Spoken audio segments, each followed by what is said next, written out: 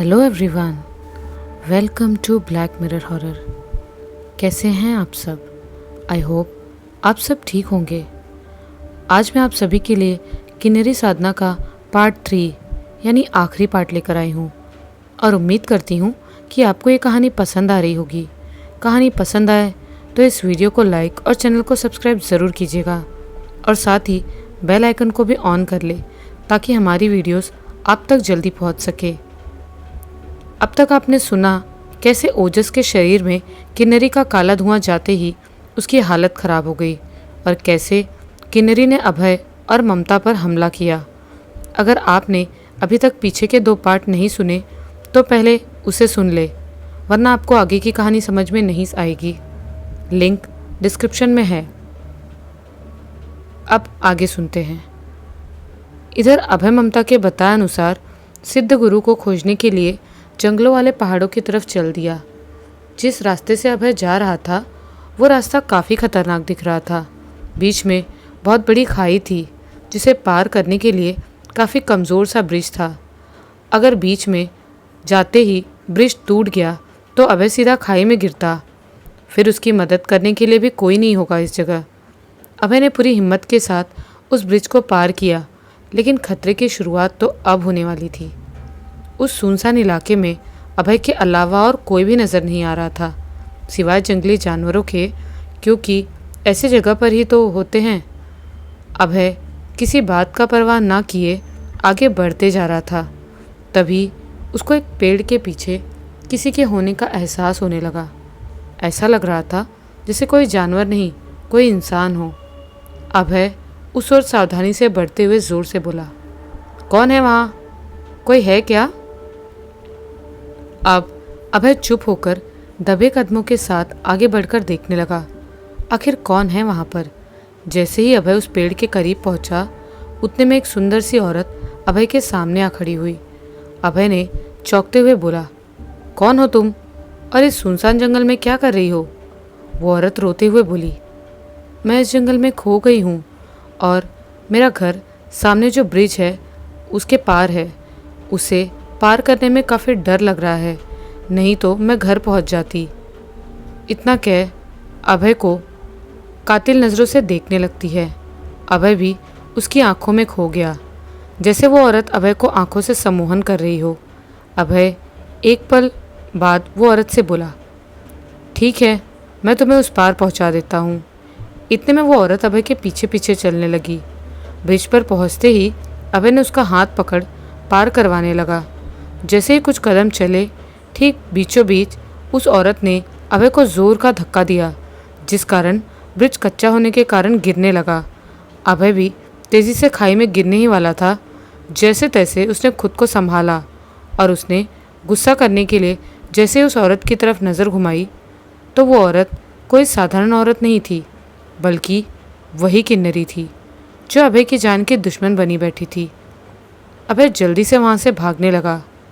वो किन्नरी वहीं खड़ी गुस्से से हुंकार भरे जा रही थी। भागते भागते अभय काफ़ी दूर आ गया था। अब किन्नरी को दिमाग से बाहर निकाल अभय सिद्ध गुरु को खोजने में लग गया। काफ़ी भटकने के बाद भी अभय को सिद्ध गुरु नहीं मिले। धीरे धीरे शाम का वक्त होने लगा था और जंगल में आसपास की चीज़ें खौफनाक होती जा रही थी, जैसे कोई किसी भी वक्त अभय पर हमला कर दे। अभय ने एक पल को सोच लिया, अगर सिद्ध गुरु नहीं मिले तो वो वापस चला जाएगा, लेकिन कौन सा मुँह लेकर वापस जाएगा? क्या कहेगा अपने दोस्त से कि वो उसकी जान भी नहीं बचा सकता? क्या बीतेगी ओजस पर? यही सब बातें सोच सोचकर अभय एक पेड़ के नीचे बैठ गया। उसके सामने कुछ दूरी पर एक बड़ा सा पत्थर रखा हुआ था। रात इतनी हो चुकी थी कि अभय को बैठे बैठे नींद आने लगी थी। उसी बीच अभय के कानों में किसी की आवाज़ सुनाई दी, मुझे पता था तुम ज़रूर यहाँ आओगे। अभय को सपने के अंदर ही किसी की परछाई दिखाई देने लगी। उस परछाई के औरे से एक रोशनी निकल रही थी। अभय ने झटके से आँख खोल दी, लेकिन अब आंखों के सामने जो था उसे देखकर अभय काफ़ी भौचक्का सा हो गया। उसकी आंखों के सामने एक अजीब सा जीव था जो अभय को घूरे जा रहा था। अभय घबराते हुए बोला, कौन हो तुम? तभी उस जीव के मुंह से इंसानी आवाज़ सुनाई दी, मैं वो हूँ जो तुम्हारे काफ़ी काम का हूँ। अभय तुरंत बोला, लेकिन कौन हो तुम? उतने में वो अजीब सा जीव 2 पैरों पर खड़ा हो गया। ये देख अभय की आंखें तो फटी की फटी रह गई और मुंह खुला रह गया। वो धीरे धीरे इंसान की तरह बनने लग गया। अगले ही पल एक बूढ़े आदमी के रूप में आ गया। अभय को मालूम चल गया कि वो आदमी कौन है। अभय बोला, सिद्ध गुरु, ये आप हैं? इतने में वो आदमी मुस्कुराकर बोला, हाँ मैं ही हूँ। अभय की आंखों में खुशी के आंसू आने लगे। वो सिद्ध गुरु से कई सारी बातें करना चाहता था, लेकिन सिद्ध गुरु अभय को शांत कराते हुए बोले, मुझे पता है तुम्हारे मन में क्या है, चिंता मत करो, मैं तुम्हारी मदद ज़रूर करूँगा। लेकिन गुरुजी, अभय ने असहजता से बोला, मुझे सब पता है, अब तक क्या क्या हो चुका है, बाकी तुम अभी आराम करो, मैं सुबह आता हूँ। इतना कह सिद्ध गुरु वहाँ से अदृश्य हो गए। अभय ये देखकर काफ़ी खुश हुआ। आखिर अब कोई ना कोई रास्ता तो निकल ही जाएगा। सिद्ध गुरु के पास कई सारे सिद्ध मंत्र होंगे जो किन्नरी को ख़त्म कर देंगे। अभय खुद से बोला, कल सिद्ध गुरु को लेकर जाऊंगा और वो एक मंत्र मारेंगे और वह किन्नरी वहीं पर ख़त्म। ये हुई ना बात। ये सोचते सोचते अभय काफ़ी खुश हुए जा रहा था। उसको कब नींद आ गई पता ही नहीं चला। इधर सुबह हो गई और सिद्ध गुरु का आगमन हो गया।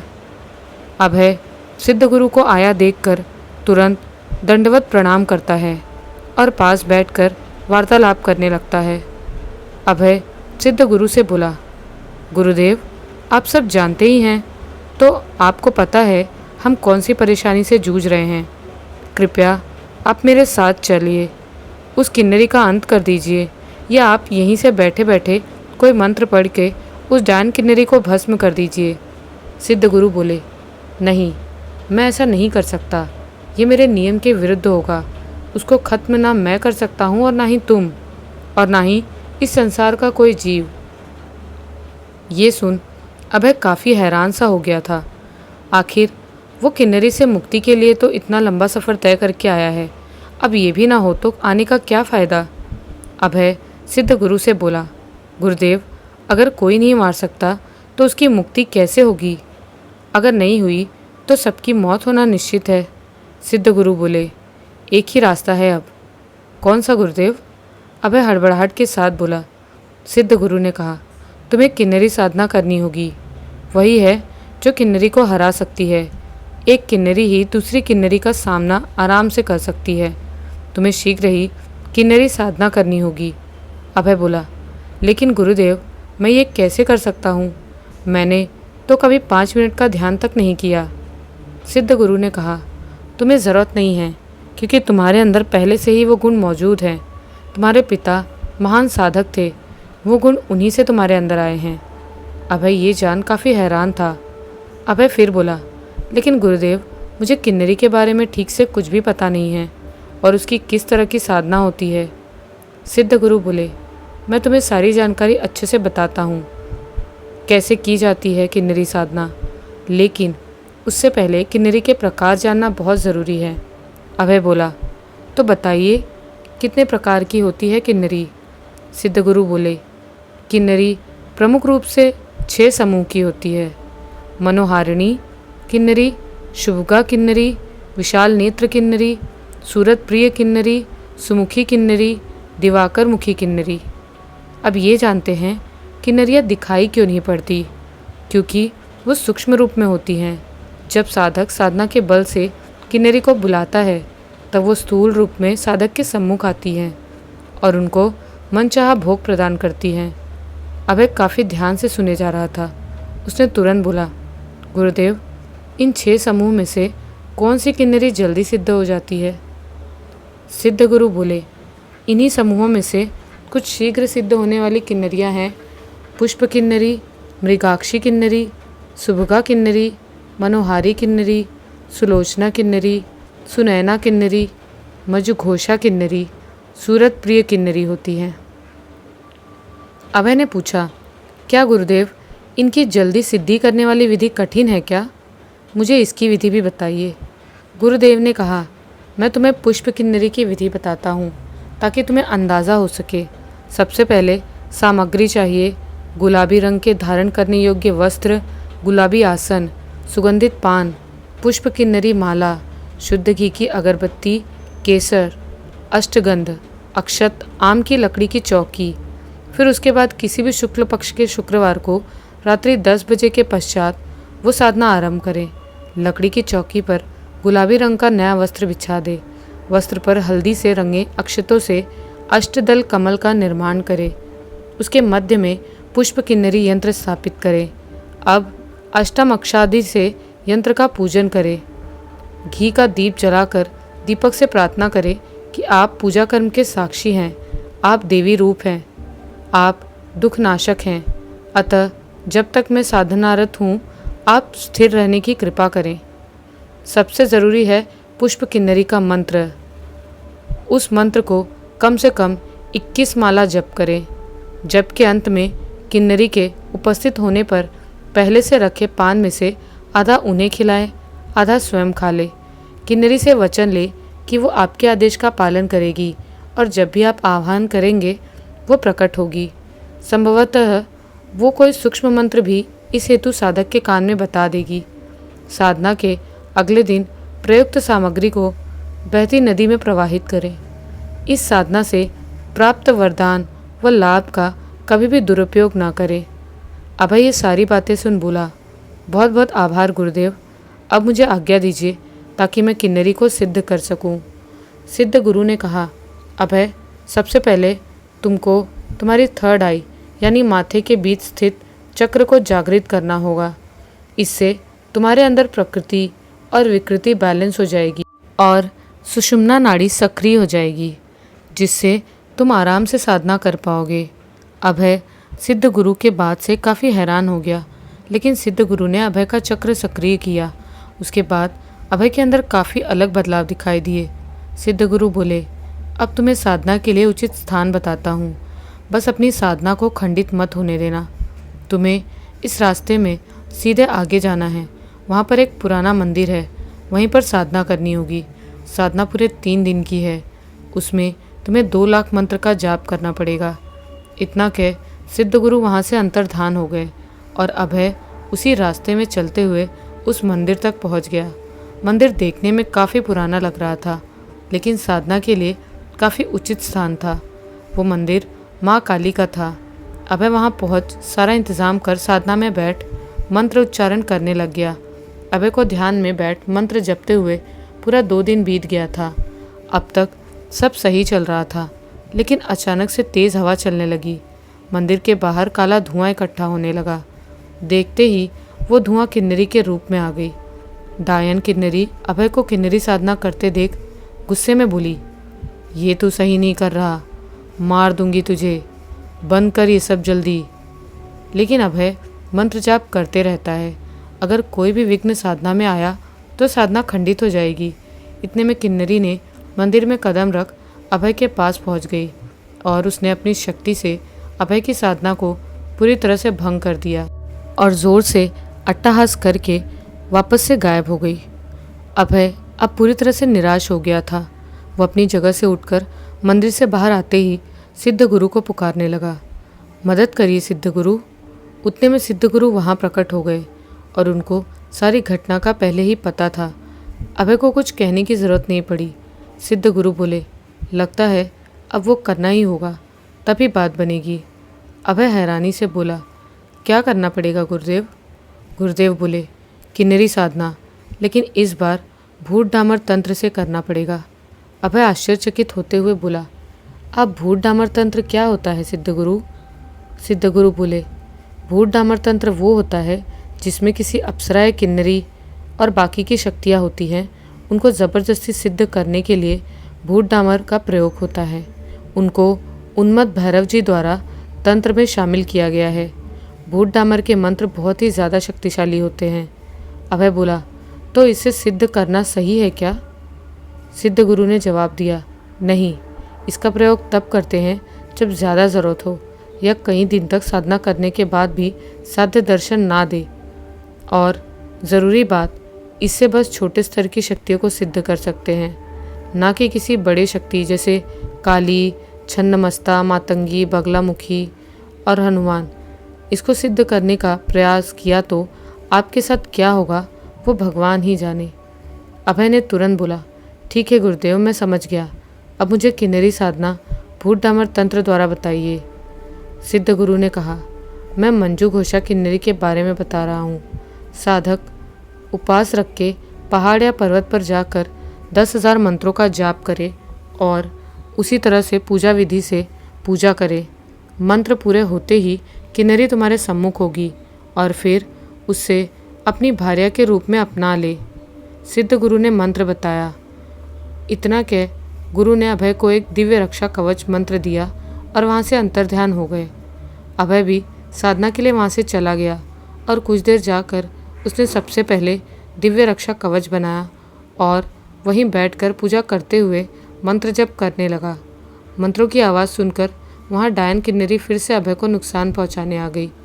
उसने अभय को रोकते हुए बोला, रुक जा, वरना तुझे नहीं छोड़ूंगी। तुझे उस वक्त छोड़ दिया था, इसका मतलब ये नहीं कि तेरा कुछ नहीं कर सकती। मैं चाहूँ तो तुझे नुकसान पहुँचा सकती हूँ। लेकिन अभय ने मंत्र पढ़ना नहीं रोका। ये देखकर किन्नरी काफ़ी गुस्से में कवच को ना भेज सकती थी, पर फिर भी वो आगे बढ़ गई। उसने अभय को रोकने के लिए आग फेंकने लगी, लेकिन वो कवच को ना भेद पाई। किन्नरी ने गुस्से में आकर जैसे ही अपना एक कदम अभय के कवच में रखा, उतने में वो ज़ोर से चिल्लाने लगी और उसके शरीर में जलन होनी शुरू हो गई। अगले ही पल वो वहाँ से गायब हो गई। अभय अभी भी पूरे ध्यान से मंत्र का जाप करे जा रहा था। काफ़ी करीब आ गया था। मंत्र पूरे करने पर जैसे ही अभय के मंत्र पूरे हुए, वहाँ काफ़ी तेज़ हवा चलने लगी और आसपास किसी अच्छे से इत्र की महक आ रही थी। अभय को समझते देर ना लगी। उतने में एक सुंदर स्त्री अभय के सामने आ प्रकट हुई। अभय ने उस स्त्री को देखकर काफ़ी हैरान हुआ। उसने आज तक इतनी सुंदर स्त्री नहीं देखी थी। आखिर किन्नरी और अप्सरा में कोई भेद नहीं तो रूप में फिर कैसा भेद। सामने खड़ी सुंदर स्त्री ने मीठी आवाज़ में बोला, हम प्रसन्न हुए साधक, तुमसे बताओ क्या चाहिए तुम्हें। अभय कुछ सोचने लगा। तभी उसके दिमाग में सिद्ध गुरु की कही बातें उसके दिमाग में आई। उसने फटाक से बोला, मैं तुम्हें अपनी भार्या के रूप में सिद्ध करना चाहता हूँ। ये सुन वो सुंदर स्त्री बोली, ठीक है साधक, तुमने भार्या यानी पत्नी के रूप में मांगा है तो मेरे साथ तुम्हें संभोग करना होगा। उतने में दोनों अपने काम क्रीड़ा में लीन हो गए। अब सुबह हो चुकी थी। तभी सिद्ध गुरु का आगमन हुआ। सिद्ध गुरु अभय को उठाते हुए बोले, उठो अभय, तुमने किन्नरी सिद्ध कर ली। अब तुम्हारे जीवन का मुख्य उद्देश्य तुम्हारे समक्ष है। जाओ अभय। सिद्ध गुरु ने आशीर्वाद दिया। सिद्ध गुरु से आशीर्वाद लेकर अभय ओजस के गांव की तरफ निकल पड़ा। गांव आने से पहले अभय को कहीं रास्ते में कोई मुसीबत नहीं मिली, ना ही उस किन्नरी से सामना हुआ। कहीं ना कहीं वो किन्नरी काफ़ी डर गई होगी। अभय सीधे गांव के घर में पहुंचा। ओजस को देखने के लिए आया। गेट पर ही उसको ममता दिखाई दी। अभय को देख ममता उत्साह के साथ बोली, क्या हुआ अभय, तुम्हें सिद्ध गुरु तो मिले थे ना, उन्होंने क्या रास्ता बताया। अभय ममता को सारी बात बता देता है और सब जानने के बाद ममता ने अभय का हौसला बढ़ाते हुए कहा, मुझे पता था तुम कर लोगे, अब तुम्हारे दोस्त की जान बच जाएगी। अभय की नज़रें ओजस को खोजने लगी थी। ममता ने अभय को ओजस के पास लेकर गई। अभय ओजस की हालत को देखकर काफ़ी हैरान हो गया। उसकी हालत पहले से भी कहीं ज़्यादा खराब हो गई थी। उसका शरीर धीरे धीरे सड़ने लगा था। ऐसा लग रहा था कुछ दिनों के बाद पूरा शरीर सड़ने के कारण खराब हो जाएगा। ओजस इस वक्त सोया हुआ था, इसीलिए अभय ने उसको उठाना ठीक नहीं समझा। अभय ओजस की हालत देखकर गुस्से से उबलते हुए बोला, अब वक्त आ गया है किन्नरी से मुकाबला करने का। अब होगा भीषण युद्ध। इतना कह अभय सीधे घर से निकल पड़ा। अब वक्त हो चुका था रात का। अभय उसी गुफा के पास जा पहुंचा जहां डायन किन्नरी पहले से ही उसका इंतज़ार कर रही थी। डायन किन्नरी भारी आवाज़ में बोली, आजा, आज तेरी मौत ने तुझे यहाँ खड़ा कर ही दिया। तू मेरे ही हाथों से मरने वाला है। मैं तुझे बड़ी भयानक मौत दूंगी। इतना कहकर वो ज़ोर ज़ोर से हंसने लगी। अभय उसकी हंसी को फीकी करते हुए बोला, वो तो अभी पता चल जाएगा कौन भयानक तरह से मौत के मुंह में जाता है। इतने में अभय ने सौम्य किन्नरी को इशारा किया हमले का। सौम्य किन्नरी ने डायन किन्नरी पर हमला किया, लेकिन उसको छूने ही वाली थी, अचानक से वो डायन किन्नरी वहाँ से गायब हो गई। सौम्य किन्नरी इधर उधर देखने लगी, लेकिन तभी डायन किन्नरी ज़मीन से बाहर निकली। उसने सौम्य किन्नरी के पैरों को पकड़ लिया और उसको दूर फेंक दिया। ये दृश्य देखकर अभय एक पल के लिए काफ़ी घबरा सा गया था। अभय ने सिद्ध की हुई सौम्य किन्नरी से बोला, उठो और इसको मारो। उतने में डायन किन्नरी बुरी तरह से हंसते हुए बोलने लगी। डायन किन्नरी ने अभय पर तरस खाते हुए बोला, ये कुछ नहीं कर पाएगी, तू बस देखते जा। ये शब्द सुन सौम्य किन्नरी को गुस्सा आने लगा था। उसने खुद को कैसे कैसे संभाल कर वापस से डायन किन्नरी पर हमला किया। एक ज़ोर का धक्का डायन किन्नरी को लगा उससे, जिससे वो कई सारे पेड़ों को चीरते हुए काफ़ी दूर जा गिरी। कुछ देर पहले जो हंसी उसके चेहरे पर थी, अब वो गायब हो चुकी थी। डायन किन्नरी गुस्से से भर उठी। गुफा के अंदर से कई सारी बुरी आत्माएं सौम्य किन्नरी की तरफ आने लगी। उन बुरी आत्माओं ने सौम्य किन्नरी पर हमला ना करके अभय के ऊपर हमला करना शुरू कर दिया। वो सभी अभय के शरीर को नोचने लगे थे। सौम्य किन्नरी को ये चीज़ बर्दाश्त नहीं हुई। आखिर उसके सामने उसके साधक को कोई हानि कैसे पहुंचा सकता है। वो तेज़ी से अभय की ओर भागी और उनको अपनी शक्ति से जलाना शुरू कर दिया, और कुछ ही देर में वो सब के सब जल के नष्ट हो गए और अभय के शरीर पर जो निशान थे वो खुद ब खुद ठीक हो गए। डायन किन्नरी ये देख काफ़ी गुस्से में थी। उसने सौम्य किन्नरी पर नाखूनों से हमला शुरू कर दिया। बदले में वो भी नाखूनों से हमला करने लगी। दोनों के बीच में मुकाबला बराबरी का था। दोनों के शरीर पर कई सारे घाव हो गए थे, लेकिन इससे उनके बीच हार जीत का फैसला नहीं होने वाला था। इतने में सौम्य किन्नरी ने आग के दहकते हुए अंगारे डायन किन्नरी पर फेंक दिए। अंगारे तेज़ी से हवा में उड़ते हुए डायन किन्नरी के शरीर पर जा लगे। इससे वो तड़पने लगी और उसका शरीर ज़ोर ज़ोर से जलने लगा। वो काफ़ी ज़्यादा तड़प रही थी, लेकिन देखते ही देखते अगले पल डायन किन्नरी ज़ोर से हंसने लगी। उसका शरीर फिर ठीक होने लगा। दोनों फिर से लड़ने के लिए तैयार हो गई। सौम्य किन्नरी और डायन किन्नरी दोनों एक दूसरे से लड़ने के लिए धुआं बन गई। सौम्य किन्नरी सफ़ेद धुएं में आई और डायन किन्नरी काले धुएं में। दोनों अब एक दूसरे से लड़ने वाले थे। दोनों एक दूसरे की तरफ बढ़े और काफ़ी तेज़ी के साथ एक दूसरे में समा गए, जिससे काफ़ी ज़ोर की बिजली निकली और सीधे आसमान की तरफ चली गई। अभय काफ़ी भौचक्का रहकर देख रहा था, आखिर क्या हुआ, कौन जीता कौन हारा। लेकिन कुछ देर तक माहौल वैसा का वैसा ही था। तभी अचानक से एक किन्नरी ने भयानक रूप में दूसरी किन्नरी को मार कर हवा में उठा रखा था। उसके चेहरे के आगे बाल आए गए थे, जिस कारण उसका चेहरा नहीं दिख पा रहा था। उसका भयानक रूप देख अभय को लगने लगा कि सौम्य किन्नरी कहीं हार तो नहीं गई। अभय ज़ोर से कांपते हुए बोला, आखिर क्या हुआ। उतने में उस भयानक किन्नरी ने दूसरी किन्नरी के शरीर को ज़मीन पर पटक दिया। ज़मीन पर आते ही उस किन्नरी का शरीर जलकर राख हो जाता है। अभय को तो अभी तक कुछ समझ नहीं आया था।